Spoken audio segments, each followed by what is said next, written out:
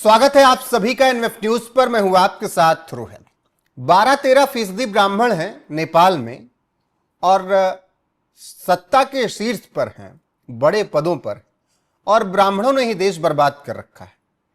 और इसी तरीके से आपने देश में भी, भारत में भी सुना होगा कि 2-3% भारत की जनसंख्या में ब्राह्मण हैं, लेकिन बड़े पदों पर वो 80-90% विराजमान हैं।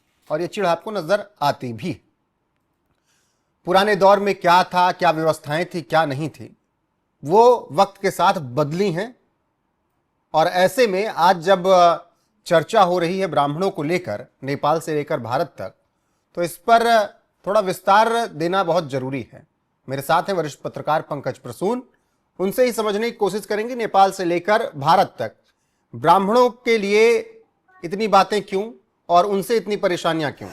तमाम देश के बैकवर्ड, शोषित, वंचित और मुसलमानों, दलितों से कहना चाह रहे हैं कि आइए एक बार और एक एक ब्राह्मणों को घर से खदेड़ करके पूरे हिंदुस्तान के एक गांव से इन ब्राह्मणों को भगाइए पूरे देश से बाहर। नहीं, ब्राह्मण सत्ता में है, ये बात दुनिया के किसी मीडिया ने किया है क्या? किसी भी देश के मीडिया ने कि नेपाल में आंदोलन इस वजह से हुआ क्योंकि वहां ब्राह्मण सत्ता में थे? कुछ रिपोर्ट दुनिया का कोई भी मीडिया हाउस, दुनिया का मैं कह रहा हूं, कौन सा दुनिया का मीडिया ये कवर कर रहा है कि ये जो आंदोलन हुआ है वो, अरे तो यही तो मैं बोल रहा हूं, भारत में कुछ लोग इसे जातिवादी एंगल देने की कोशिश कर रहे हैं और उनके अपने हित हैं, उनका अपना पॉलिटिकल मोटिव है।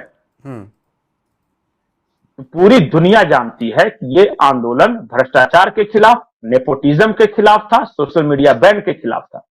लेकिन भारत में कुछ क्षणभंगुरों को लगता है कि यह आंदोलन ब्राह्मणों के खिलाफ था। अब वैसे लोग, देखिए, तर्क गढ़ने में तो कोई भी गढ़ सकता है। नेपाल में जब राजशाही थी तो यह कहा गया कि चूंकि राणा जो हैं वो राजा थे, इसलिए वहां आंदोलन हो गया। तो राणा चले गए, आ गए कम्युनिस्ट आ गए ना जी। तो उस वक्त जो ये लोग थे जो आज कम्युनिस्ट गवर्नमेंट के जाने का जश्न मना रहे हैं, उस वक्त बड़े खुश थे कि अब आया है असली कम्युनिज्म और लाल क्रांति होगी अब नेपाल में। और ये यहां लाल हुए जा रहे थे खुशी के मारे। इनसे जरा पूछिए कि एक कम्युनिस्ट गवर्नमेंट गया है, अब आप क्या कहिएगा? ये आखिर केपी शर्मा ओली को ये कह रहे हैं कि वो ब्राह्मण थे इसलिए आंदोलन हो गया, और ये जो वीरेंद्र शाह है वो बौद्ध है और इसलिए वीरेंद्र शाह के नेतृत्व में आंदोलन हुआ और ब्राह्मणों को उखाड़ कर फेंक दिया। यही नहीं इनका तर्क है। ये पूछे कि ये तो आप ही लोग ना खुश थे जी कि आ गया है कम्युनिस्ट और पुष्प प्रचंड कमल दहल हमारा हीरो है, तो और केपी शर्मा ओली हमारा कॉमरेड है। 13% ब्राह्मण है, सत्ता के शीर्ष पर नेपाल में ब्राह्मण थे। अरे भाई साहब, नेपाल में इस तरह से पॉलिटिक्स ही नहीं है। ये अपने यूपी और बिहार के पॉलिटिक्स और नेपाल में काहे नाक घुसेड़ रहे हैं? कभी किसी नेपाली से बात किया है? वो ये देखता है, वो वहां जो कॉमरेड थे, कम्युनिस्ट थे, वो बन गए जब आंदोलन हुआ। तो उससे पहले गिरिजा प्रसाद कोइराला डेमोक्रेटिक पार्टी थी, सरकार वो जनता ने चुन लिया, आ गए। तो जनता ने चुना, जनता ने इसलिए थोड़ी गिरिजा प्रसाद कोइराला को चुना था क्योंकि वो ब्राह्मण थे, या देवबा जी को, शेर बहादुर देवबा को इसलिए थोड़ी ना चुना था कि वो राजपूत थे। अरे नेता चुन लिया यहां पे। और अच्छा छोड़िए, जो लोग नेपाल में ब्राह्मणवाद की हार बता रहे हैं, वही लोग भारत में एक दत्तात्रेय ब्राह्मण को प्रधानमंत्री बनाने के लिए बेचैन है, एक ओबीसी प्रधानमंत्री हटाकर। वही लोग सेम। कॉन्ट्राडिक्शन है कि नहीं? भारत में एक ओबीसी को हटाकर दत्तात्रेय ब्राह्मण को बनाना है, और ये खुश इस बात पे हो रहे हैं कि देखो नेपाल में ब्राह्मण को हटा के एक बौद्ध बनने वाला है। और वीरेंद्र शाह के बारे में एक जानकारी निकाल के लाया हूं, इंटरेस्टिंग है। जो लोग भारत में बोल रहे हैं कि वीरेंद्र शाह जो है वो बौद्ध है, उनकी पत्नी का नाम सर्च कर लीजिएगा, शबाना है, मुस्लिम है वो। तो ये किसके तरफ है? मतलब कि ये सब जो क्षणभंगुर लोग हैं, जो अपने यहाँ की राजनीति के अनुसार जगह जगह का नैरेटिव देखते हैं। मैं देखा तो भारत में भी समय समय पर होती रहती है ना पंकज जी। चाहे बिहार क्या चुनाव हो, यूपी, उत्तर प्रदेश में हो। देखिए बहुत सारे ऐसे लोग मिलेंगे, देखिए पगला की कमी तो है नहीं। ऐसे समाज में हमेशा आपको कुछ ऐसे आदमी मिल जाएंगे कि जो कुछ भी उठपटांग बोलेंगे। यूरेशिया से आया है, यूरेशिया चले जाओ। अच्छा एक बात बताइए कि एक बिहार का कोई नेता है, मैंने सुना था, वो कोई कुशवाहा नाम है उसका, वो कह रहा है कि घर में घुस घुस के ब्राह्मणों को मारो और निकालो और भगाओ। उससे जाके हाथ जोड़ के पूछे कि भैया भगाना कहां है, ये बता दो। मैंने भगाना है ये तुमको पता है, लेकिन भगाना कहां है और कहां भगा के ले जाओगे? मतलब कहां चले जाए, वो देश बता दो, वीजा दिलवा दो, पासपोर्ट दिला दो, चले जाएंगे अगर तुम्हें ऐतराज है तो। जी पंकज जी, तो मैं एक बात बता रहा हूं जी। कि हमारे देश में अजीब सा कंफ्यूजन है। कंफ्यूजन यह है कि कहते हैं कि जो बौद्ध हैं वो सवर्ण जातियों के खिलाफ है, ये है कि नहीं? अब बताइए महात्मा बुद्ध कौन थे? बौद्ध मतलब जो बुद्ध को मानने वाले ना।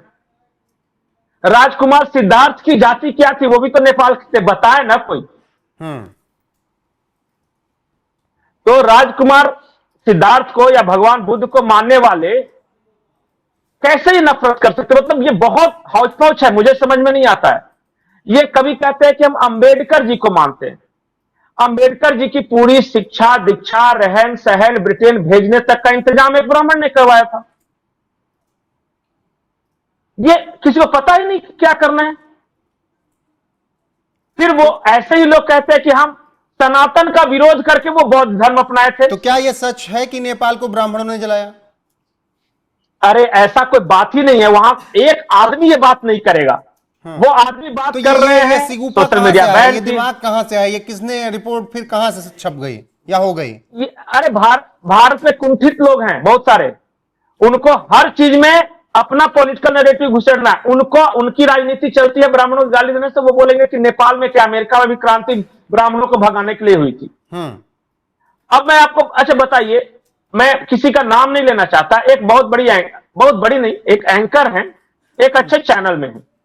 वो कल एक प्रोग्राम में कह रही थी कि नेपाल में ब्राह्मणों के खिलाफ आंदोलन हुआ, और वो खुद मिश्रा लगाती है अपने सरनेम में।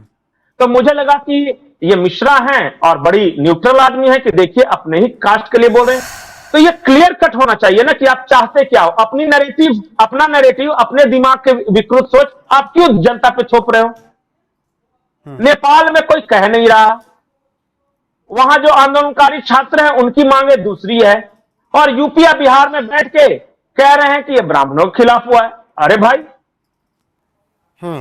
अच्छा यहां ब्राह्मणों के खिलाफ हुआ, और बांग्लादेश में किसके खिलाफ हुआ है, और पाकिस्तान में, और श्रीलंका में, और आज फ्रांस जब है वहां कौन सा, हाँ म्यांमार में। बताइए, कुछ भी कहीं भी बोल देना है। फ्रांस अब में क्या इस देश में बोलने के पैसे तो देने नहीं पड़ते? फ्रांस में जो हो रहा है, ब्रिटेन में जो हो रहा है, वही बात है ना।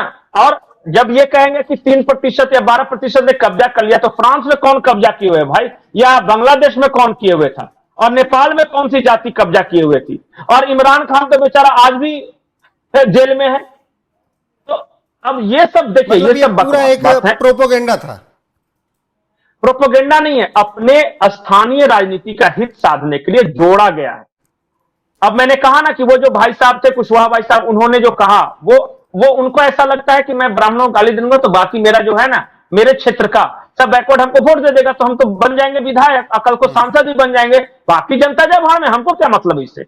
हमको तो भाषण ही देने से मतलब है ना। बिल्कुल। तो उसी तरह वो जो एंकर है, पत्रकार है, वो अपने तरीके से बात कर रही है। अब इसमें जातिवाद का कोई एंगल नहीं है। नेपाल के आंदोलन में, नेपाल का आंदोलन हम रोज डिस्कस कर रहे हैं कि क्या है उसके पीछे का कारण, और ये इनका दूध भात है, जाने दीजिए। ठीक है पंकज जी, ये इनके घर में अगर एक बोले ना कि एक पत्ता भी गिरता है ना, तो ये कहते हैं कि जरूर ये ब्राह्मणों और सामंतों की साजिश होगी कि मेरे आंगन में पत्ता गिर गया। ठीक है पंकज जी, बाकी एक प्रोपोगेंडा सेट करने की कोशिश की जा रही है कि ब्राह्मणों के खिलाफ नेपाल में विद्रोह हुआ, जबकि सच क्या है उस पर हमने चर्चा कर ली है। बने रहिए हमारे साथ। KP Sharma Oli was a communist, वो कम्युनिस्ट था जी, वो ब्राह्मण नहीं था, वो धर्म को नहीं मानता था। अगर उसको अपदस्थ करने को ब्राह्मणों के खिलाफ आंदोलन बताया जा रहा है, तो इससे मतलब मानसिक विकलांगता हो ही नहीं सकती कुछ। ठीक है पंकज जी, बाकी बने रहिए आप हमारे साथ, लगातार हर एक अपडेट आपको यहां पर मिलती रहेगी। नमस्कार।